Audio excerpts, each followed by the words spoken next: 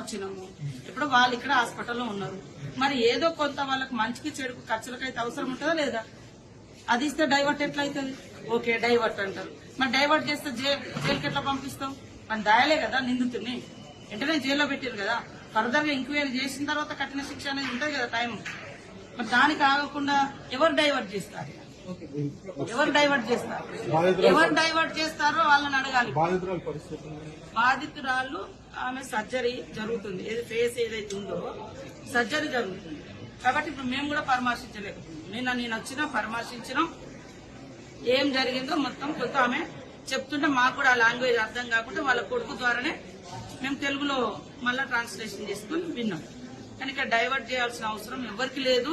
ఖచ్చితంగా దోషులు ఎంతటి వారైనా శిక్షించడం మా బాధ్యత. ఆ బిడ్డలుగా కూడా మాకు కూడా ఇంకా ఎక్కువ బాధ్యత. ఆడబిడ్డగా, ఆదివాసీ బిడ్డగా కూడా ఆ ఆడబిడ్డకు జరిగిన అన్యాయం పట్ల మేము వెంటనే రెస్పాండ్ అయినాము. డైవర్ట్ చేసి కమ్యూనల్ గా మార్చాలనే కుట్రలు వేరే చేస్తుంది.